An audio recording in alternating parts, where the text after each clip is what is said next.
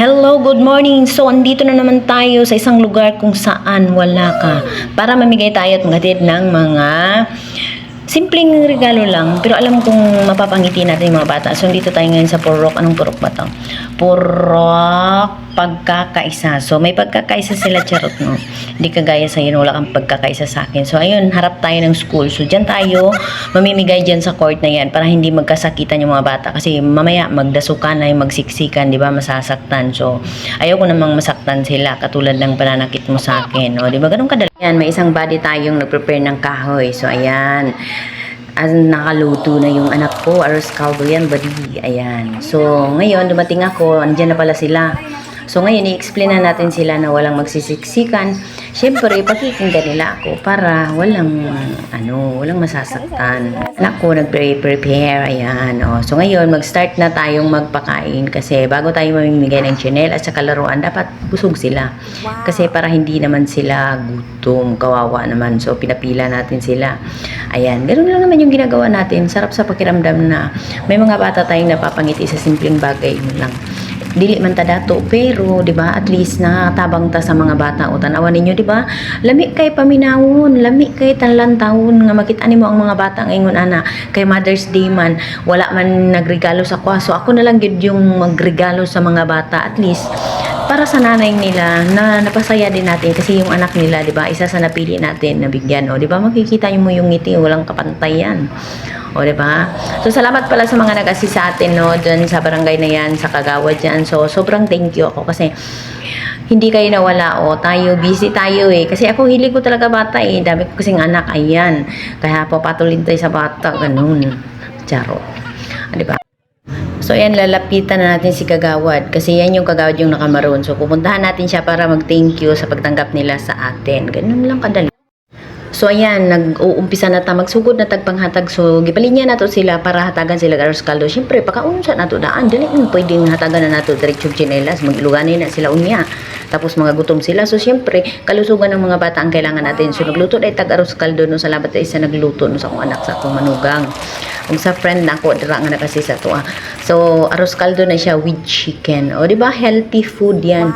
So para sa mga bata. Yung iba kasi hindi na-appreciate yan kasi arroz caldo nga lang, di ba? Pero ang mga bata tungtuwa niyan kasi alam niyo syempre, hindi naman sa araw-araw nakakain din sila ng ganyan. So, blessed tayo kahit papaano dun sa mga nag-share ng blessing nila para maisagawa tong mga bagay na to. So, sobrang pasasalamat ko talaga sa team ko, sa lahat.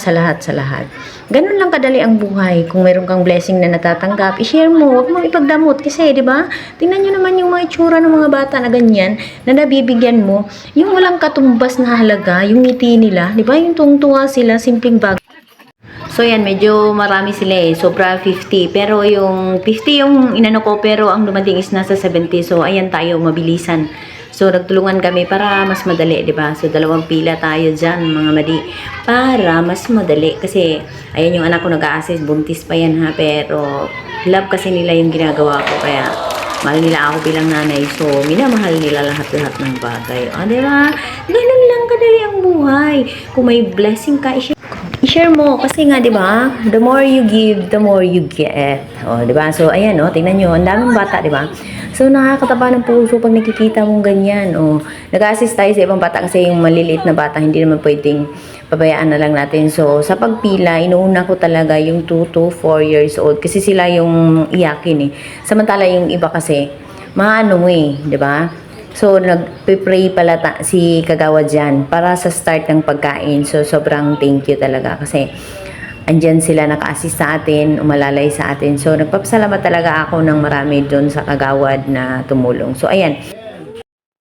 You're my sweetest addiction. My strongest So ayan, umpisa na natin i-file yung mga tsinelas kasi kailangan natin ilinya ang tsinelas ng ingon anak kay para ang mga bata mo diretso na lang diaw niya. Pero dili na to sila pwede padas magundara kay magkasakitan yan.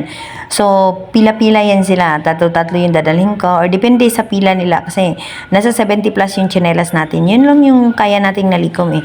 So sa mga gustong magbigay dyan, pwede pa naman kayong humabol kasi every month natin ginagawa yan kung saan saang barangay tayo nakakapunta.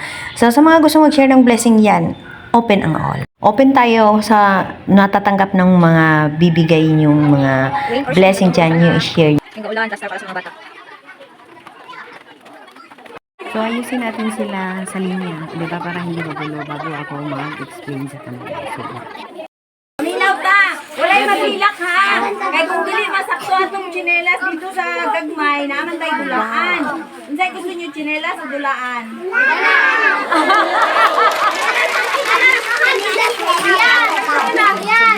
Hindi ko gusto tsinelas.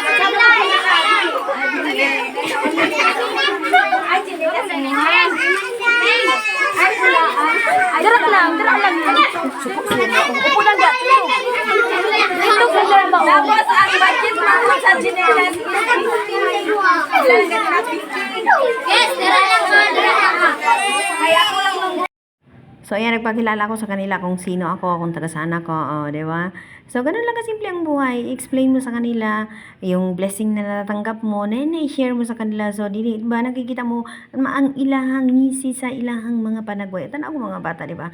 Malipayon kayo kasi gahulat man na sila nga maghatag na og tsinelas. Pero siyempre, kay pakaunon pa man jud nato sila, so dili pa pwedeng maghatag tag tsinelas nga gutom sila. So, nako danha para nag-explain. So, pasalamat ay ko sa mga ginikanan, no, kasi naapod sila nga nagasi sa ilang mga anak. Kasi siyempre, mga batang gagmay kinahanglan jud na ay ginikanan o dili jud pasalamat. You're my sweetest addiction. You're my strongest inspiration.